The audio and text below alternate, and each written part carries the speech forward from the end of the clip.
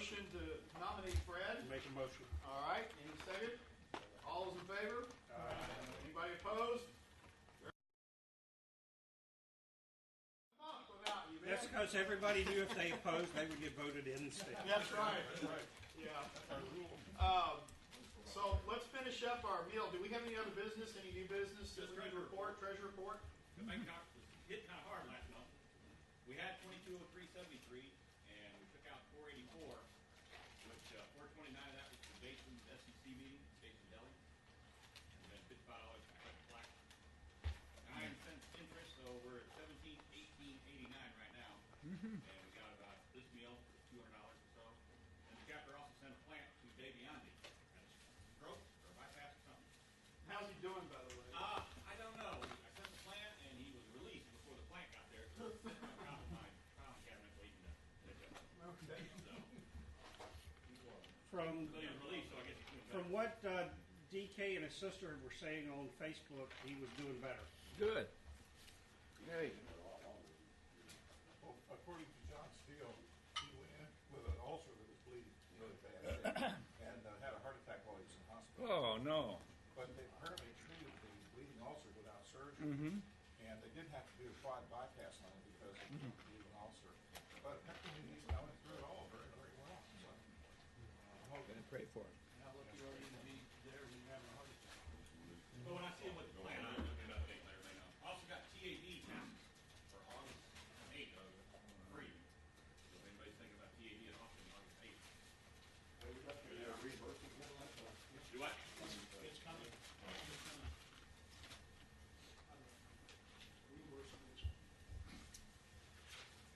All right, as of this morning, I saw that we have 80 members now for the Houston 105 chapter of the Society of Broadcast Engineers. That's great. Started 73 about 3-4 months ago, and this is good. Keep growing. We have the certification testing that's going to be in August. I'll post that up there in Humboldt if you'd like. We'll use our board of directors room, and I'll try to schedule and get people's feedback. If anybody's signed up, I know we have several from our office that are going to be signed up for certification, and I'll wait for the list. Who's taking over certification chairman? Who is that? Richard Goldie's. Goldie's going to proctor the exams, but we have had but one after years. All right, we got 5 coming up this time that I know of. I'm So if available anybody's, to talk to you. okay. If you want me to contact them? Yeah, if you want to use our boardroom, it's the majority of ours, that's fine. Take a date to proctor. Yeah, it has to be between, I think, August 1st to the 16th, something like that. Yeah. Okay. Oh, I've got something. Yes, sir. Last month we had a total of 31 people attending. 31 for the FCC guy? Okay. SBE, Stephen Lee? Yes, Stephen Lee. And also I called SBE National, and they said that if we were set up to video our meetings, and they're available for people to watch them, if the people will get in touch with me, probably email is the best way, I could write them in on the log, and they can get their credit for attending the meeting. And of course, you don't need to watch the program. All you need to do is watch the meeting. So what I'm planning to do is not send the log into National SBE until like the week before or a few days before the next meeting. So you'll have a whole month to watch the meeting and get your information. So that's good because you need these meetings for recertification. That's it. Okay, any other business? Anything else needs to be discussed? All right, need a motion to close the meeting? Second? Close, all those in favor of closing it? Yes, do it. Have y'all closed it like that before? Is that all right? That works. It's your show. You run All it right. like you want. Yeah, whatever. Listen, we have a really special guest today. We've tried to get the National Weather Service, and they are just swamped right now. Had Dan and myself, and when I was living in Marble Falls, I made a very good friend with Jerry Bostic. Jerry's son, Michael Bostic, was the producer behind Apollo 13. Jerry, for many years, was with NASA, ended up leaving NASA to go to Grumman, and I was one of those children of the 60s. I was born in the 60s, so my whole life revolved around the space program. I also had an uncle that worked out there. He's a contractor with Texas Instruments and then Ford Aerospace. And so I was around the space program, and I was visiting with Jerry a couple of weeks ago, and he had told me about Jerry Woodfill, who's our guest today, and said, he's been there 50 years, you need to link up. Well, when I saw we had an opening for a guest, I decided to give Jerry a call and introduce myself and say, hey, can you come to our meeting today? And he graciously accepted, but Jerry's been with NASA for 50 years. He graduated from Rice University, an engineer out of Rice. And are you one of the longest term employees out there? I'm number 20. Number 20. Wow. Number 20 at the Space Center here in Houston. And so without further ado, let's listen to Jerry Woodfill. Okay. Thank you. Well, let me take you back to the year 1957. And of course, October 4th of that year, we had the Soviet Sputnik began to orbit the Earth. Now, for me, I was a sophomore in high school, and being from the state of Indiana, Sputnik was important, of course, but being from Indiana, more important, the thing that really grabbed me was a game called basketball. And so, you think, well, these astronauts, they were motivated by Sputnik and all. Well, I was motivated in Indiana to be a star basketball player. And I wanted to have a college basketball scholarship, and so in order to do that, you ought to practice the game. And so every night I would practice, I'd practice. I got to the point where I could make half of my jump shots from about 25 foot from the basket. And I was in the senior year in high school, and I had this dream. And in this dream, I was in this enormous auditorium playing basketball. Now, the wonderful thing about my dream was I never missed a shot. One shot I took over my left ear was 84 foot from the basket, sailed the length of the court, bullseyed the rim for 2 points, and I woke up. And I thought, if I'm going to get a basketball scholarship, I was only averaging 10 points a game. I stood a centimeter above 6 foot. If I'm going to get a basketball scholarship, I'm going to have some kind of a miracle game like that. Well, in those days in Indiana, they had 700 teams that competed. There were no distinction for size of schools. Everybody was against everybody else.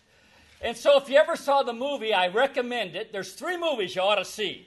One is The Hoosiers with Gene Hackman. Another movie, of course, you should see is A Christmas Story about this little guy named Ralphie that wants a Red Ryder lightning action 200-shot range motto air rifle. Well, the author of that and I went to the same school. We had the same English teacher. We were from the same part of the United States. Now, the third movie, guess what that is? Of course, Apollo 13. Now, if you've seen those 3 movies, you've covered everything cinema-wise, you see. But here I was, I said, I've got to have this dream game. Well, it was 1960. It was March, and we were playing against the number 1 team in Indiana. I remember I ran onto the court that Saturday night, and I looked about the auditorium. This is my dream. For the next 32 minutes, I played an unbelievable game. I was like a superhero. I was like Spider-Man in jockey shorts. I couldn't be stopped. The guy that was guarding me was the best defensive guy in Indiana, and I ate his lunch for 32 minutes. I made 20 points against the best team in Indiana. And here's how God worked in my life. This has to be the hand of God behind the dream.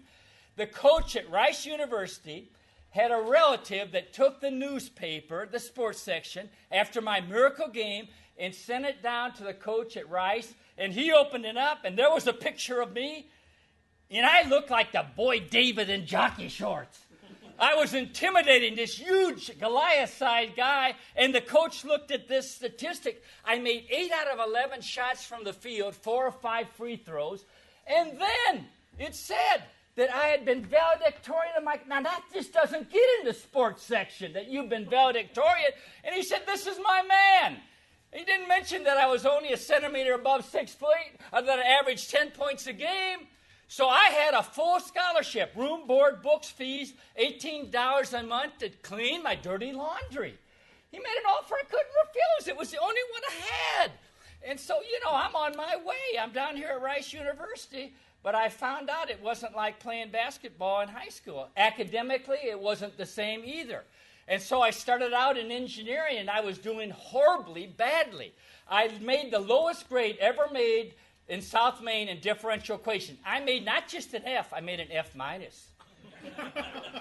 And in basketball, I have a record to this day for the Owls basketball players. I have the lowest shooting percentage that anybody that ever put on an Owl jersey. I made 1 out of 18 shots in my varsity career.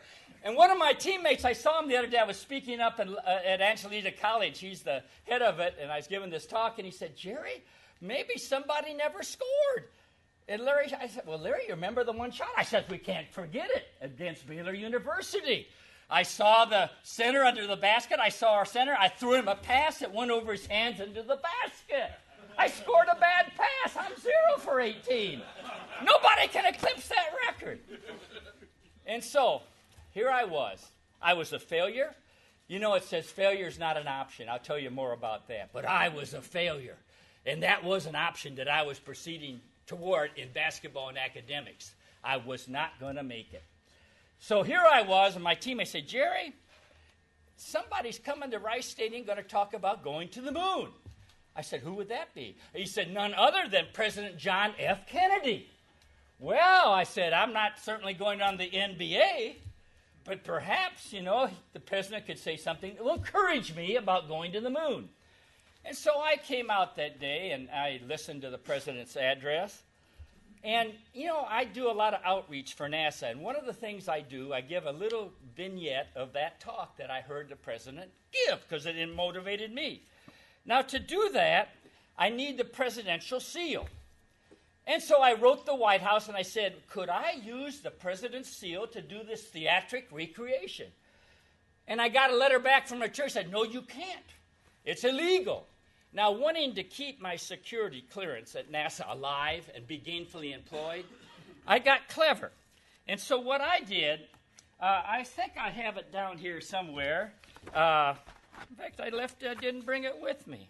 But anyway, I'll use yes, here it is. Here's the presidential seal. This is my presidential seal. This is a seal of a resident. It's the residential seal. I took the P out to keep it legal. So this is the residential seal. Now here's the residential address, and here's what I heard President Kennedy say that day. A little bit of it. Okay, here's what he said. Despite the striking fact that most of the scientists the world has ever known are alive and working today, despite the fact that this nation's own scientific manpower is doubling every 12 years, despite that, the vast stretches of the unknown and unanswered and unfinished far outstrip our collective comprehension. No man can fully grasp how far or how fast we have come. This is a breathtaking pace, and such a pace cannot help but create new ills as it dispels the old. New ignorance, new problems, new dangers. Surely, the opening vistas of space promise high cost and hardship as well as high reward. And so it is not surprising that some would have us stay where we are a little longer to rest and to wait. But this city of Houston and this state of Texas and this country of the United States was not built by those who waited and rested and wished to look behind them. This country was conquered by those who move forward, and so will space. Why, some say, the moon? Why choose this as their goal? And they may well ask, why did Hindenburg fight Atlantic? Why 35 years ago? And why does Rice play Texas? We choose to go to the moon and do the other things, not because they are easy, but because they are hard. Because that goal will serve to organize and measure the best of our energies and skills, because that challenge is one that we intend to win. Now, many years ago, the great British explorer George Mallory, who was to die on Mount Everest, was asked why he wanted to climb it. And he said, because it is there. Well, space is there. And we're going to climb it, and the moon and the planets are there. And new hopes for knowledge and peace are there. And therefore, as we set sail, we ask God's blessing. Did you hear that? We ask God's blessing on the most hazardous and dangerous and greatest adventure on which man has ever embarked. Thank you. Now give the president and me a hand. Okay. And so, I left Rice Stadium that day, and the president was providential. We actually tied the University of Texas, number 1 team in the nation, in Rice Stadium the next week. And the president was providential and helped Rice University because I gave up my basketball scholarship. And so he had encouraged me. And so without playing basketball in laboratories and everything, I focused on my study, and I actually graduated. I was 11th out of 13 in my electrical engineering class, the bottom 15%. But I think it's providential because I'm going to talk to you about Apollo 11, and that's the thing that put Neil Armstrong on the moon. And then at 13 in my class, I talk about Apollo 13. And guess what NASA hired me as? Appropriate. I was hired as the failure engineer because I was a failure in basketball and academics. And so it was appropriate that I should be assigned the caution and warning system for the Apollo program. And that's what I did. And in that capacity, I was expected to look at the voyage out to the moon and to be able to write into the checklist that Neil Armstrong and Buzz Aldrin and Mike Collins would be able to look at. And when the alarm would come on in the spacecraft, they would know that it was a real thing or it was a nuisance. And unfortunately, as you guys are very well aware of, a lot of times little glitches and transients will cause things that ring alarms in the studio and things that look very bad, but there's just really nothing. Well, that was my job, is to look at the checklist and to see when you might flip a power bus between them and you get a transient and ring the master alarm. Alarms are like that. They catch all this little garbage that are on electrical buses. And so that's what I did.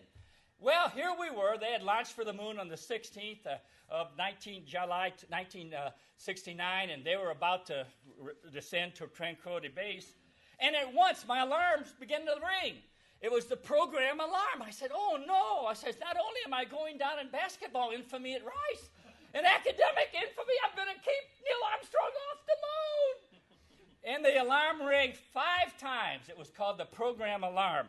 And as the eagle began to come down and Neil Armstrong was about to land, I heard my friend Steve Bales. I went to church with Steve Bales, and he and Jack Garman said, ignore Jerry's alarm system, bring Eagle down, and Eagle landed at Tranquility Base, and my career stayed intact. Thank you, Lord, for that.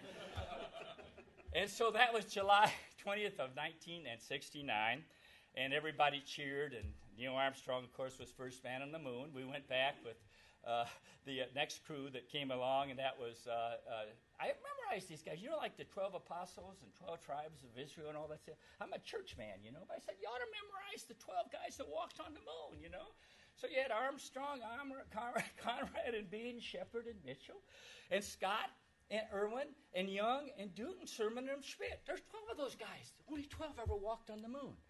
So this was, Neil Armstrong had gone, then came Aldrin, walked, and then came Bean, the artist, and Pete Conrad, the short guy. He said, it was one long leap for little Pete Conrad, it was pretty long for him because he was short. And then here we were with Lovell and Jack Swigert and Fred Haise, and they were about 208,000 miles out there in space. I had my headset on.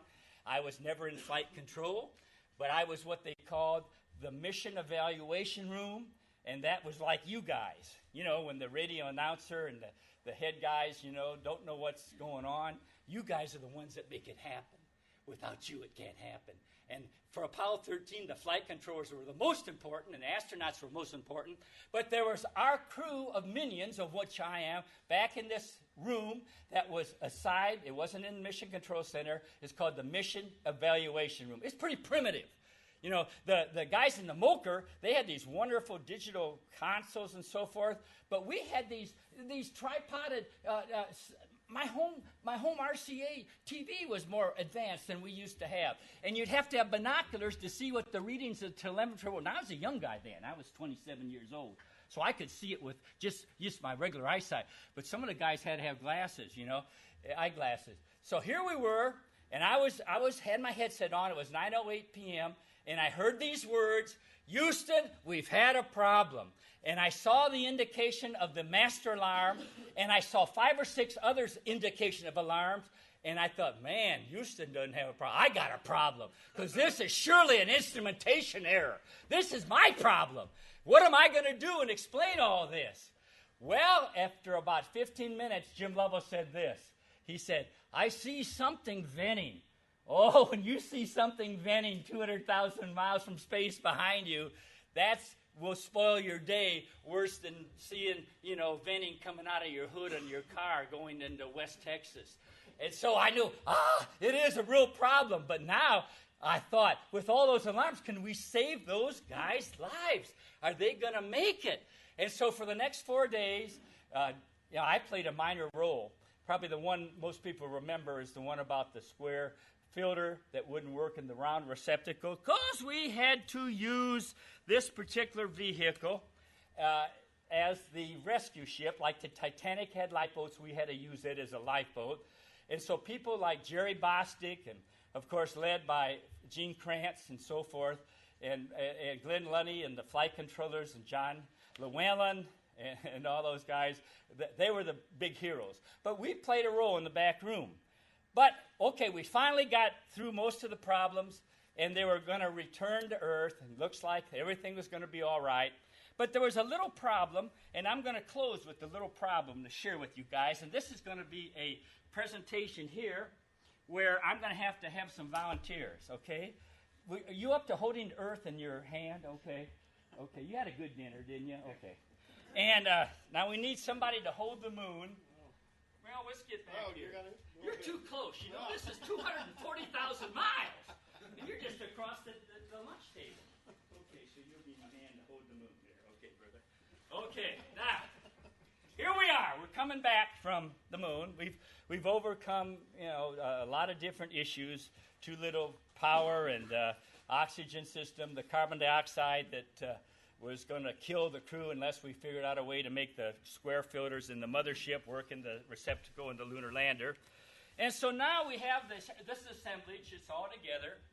And we're about maybe 40,000, 50,000 miles out from Earth, hoping to land in the Pacific Ocean. And the retro officer who worked with Jerry, he asked everybody, the weatherman, he says, look, are we okay with the landing spot in the Pacific Ocean? Now the weathermen say, we got a problem there because there's a tropical storm, like a hurricane, named Helen. And this particular storm is right where Apollo 13 is supposed to descend to the ocean. So the retro officer said, what do we do? He said, well, the weatherman said, you better change the landing site.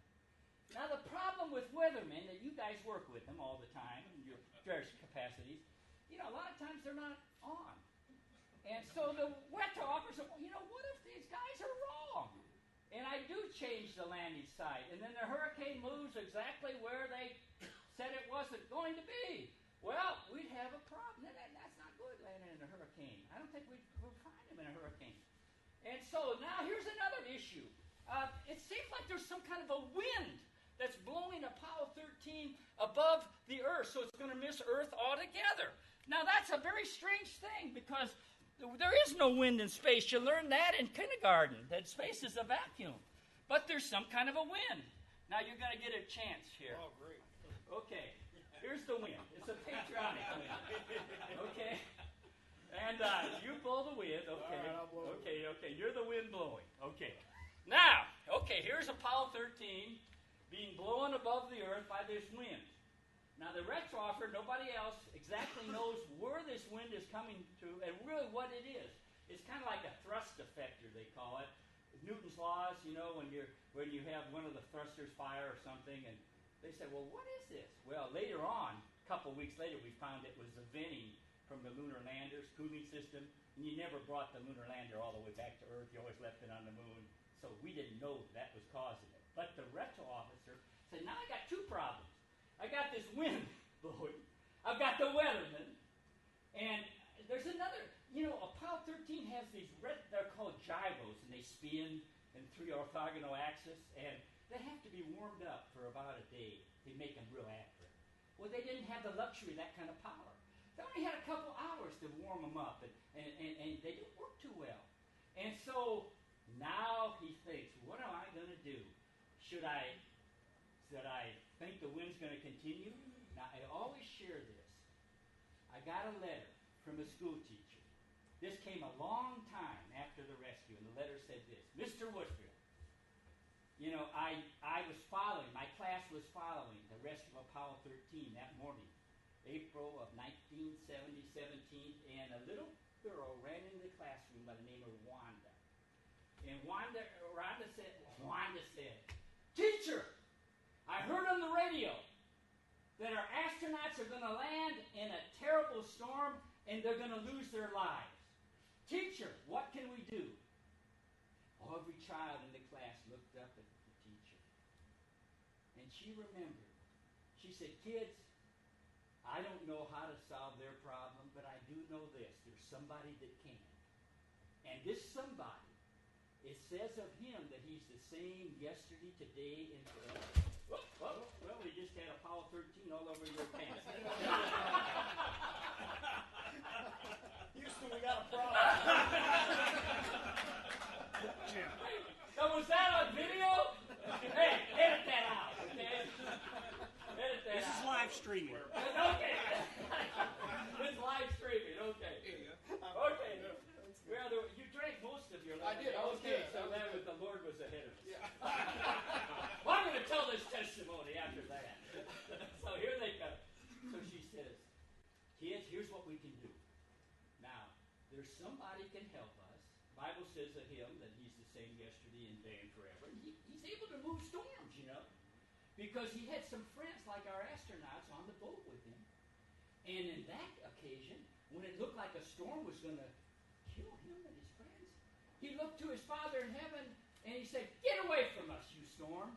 And let's do that right now. Let's just pray that that storm is going to be far away and our astronauts will be safe.' And when she said that, these 13 kids bowed their heads and began to pray. Now, the reason I share that is because this was not any class. This was a special education class. One child there that had an IQ above 70. Didn't have a Rice electrical engineering degree, not a PhD, not a master's degree, but just kids that were concerned and had a love for astronauts and wanted to see them safe. And so the retro officer, Chuck Dietrich, he just suddenly feels within himself that the wind is going to stop, that the weathermen are wrong, and he makes a decision that he's going to bring Apollo 13 down where he always intended it to come. And it re-entered, and we had the most accurate, safest landing of the entire Apollo program. So let's give those kids a hand, and the people that rescued them, and the Lord a hand. And that's my story about the rescue of Apollo 13. But before I leave you, I want to tell you about the two quotes from the Apollo program that I think are the best one. Of course, Houston, we've had a problem. That's one that we all remember. But there's another one. And my friend Jerry Woodfill, our friend, is actually the source of failure is not an option. You may not have heard this story, but when the crew came out to the Space Center and they talked to Jerry and interviewed him about what should be in the movie, they asked him, "Jerry, was there an occasion when you guys just were at the point where you just didn't what to know and do it, you just kind of gave up?" And Jerry said this. He says, "We would look at the options. We put them out before us. And failure wasn't one of them." And so when Bill Broyles and the fellows began to leave the Manned Spacecraft Center, Broyles said, "That's it. That's the tagline for the film. Failure is not an option." And so in the film, they gave it to Gene Kranz, of course. And since then, if you Google failure is not an option, and Houston, we've had a problem, you'll find that failure is not an option. It's more than Houston, we've had a problem. So in that respect, I wear this little bracelet. One side says, "Houston, we have a problem." The other side, you turn around and says, "Failure is not an option." And because of the kind of business you guys are in as engineers, I've got one for each one of you, because I know every day, Houston, we've had a problem, and every day, failure is not an option. God bless you all. Thanks. So pass them down. Oh, great. And Thank you for having me. Did I take too much time? Do y'all have any questions? It's only 12:30. Would y'all like to ask some questions? I do have one. Yeah. I know that even today, the only way, besides using wide feed cameras, the other way to communicate with astronauts in space is by radio. And seeing as radio waves are effective here on Earth by various particles and whatnot. Already it's sounding too technical for me. Next question. Next question. Hey, I got a test for you guys. Tell me what's wrong with this particular. This is the Jim Lovell and Armstrong, I guess, and the two crews, the 13 crew and 11 crew, kind of together came up with this. And that's, of course, the emblem for Apollo 11, the first lunar landing. And there's one little problem with it. Of course, an eagle doesn't land on the moon because you can't breathe. Eagle is a biological thing, but there's another problem with it. Or can it fly? Yeah, that's right, too. But there's another problem. And this is very unthinkable that people that work with NASA would not observe this. But if you ever saw that picture on Apollo 8, the one where they prayed from Genesis 1 in the beginning, so forth, and there's a picture that they took as they came around the moon of Earth. Now, did the Earth look like that in that picture? No. No, it didn't. Okay, and where's the sun right now as far as Tranquility Base? Where's the sun? It has to be overhead. Now, where should the terminator line on the Earth be in that case? Oh, of course. So they have a mistake. That's a pretty big issue, a pretty big mistake. That we actually have the Earth rotated in the most probably famous logo of all the Apollo or any NASA program. We made a mistake. We got the Earth orientation wrong. So astronomers probably, thought that, but most people didn't notice that.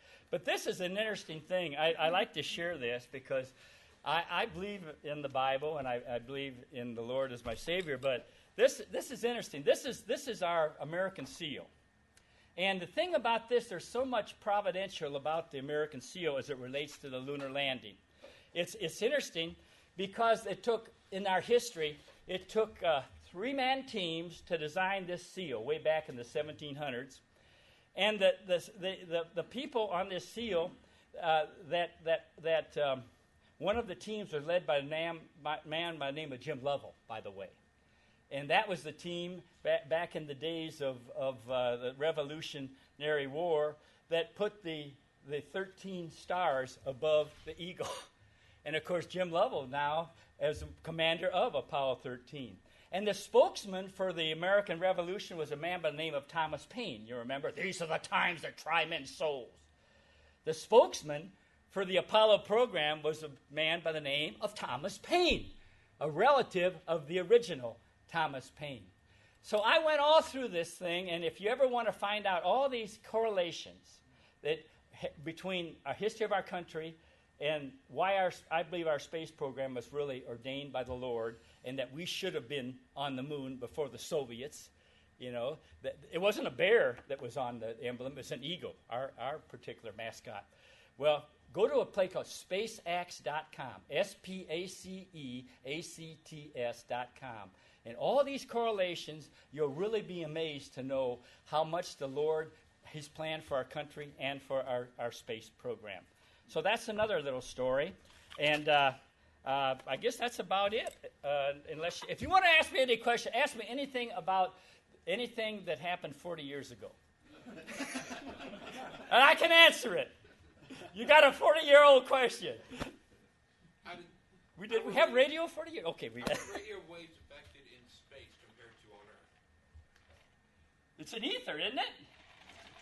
I guess probably Einstein could answer that one because, I don't know, is it different? You guys... Yeah, but if you would think about it, everything that's being transmitted right now is out there in space at some point. It just keeps going. It doesn't forward. die, I guess. There's little to no attenuation of radio signals. Yeah, I would think not, yeah. But figured it out finally. When I went to school a long time ago, they said we think, now they know, radio waves on the Earth travel in the space between air molecules because they don't fit real tight together, and that's why there's attenuation on the Earth. But in space, there's basically no attenuation. And I'll take a moment and give you the I Love Lucy story. Many years ago, probably back in the late 50s or early 60s, some people were watching TV, and they found a new channel on their TV, because back then everybody had an outside antenna, and here was I Love Lucy. It only ran for about 20 minutes or so, and it quit. And the old Philip Morris commercials and everything was in it, just like original. And then somebody finally figured it out. Television signals being such high power, and tall towers often, they go past the curvature of the ocean, go right out into space and travel. Well, occasionally, they will encounter a meteor with a metal properties that are the correct wavelength to reflect it. So it travels for years out there, reflects back for years, and then somebody here in the United States watches it if they have to be tuned into that particular channel for a while. They've had several instances where people actually recorded that. So the bottom line of the story is, if there is life out there somewhere, eventually they'll be able to watch I Love Lucy.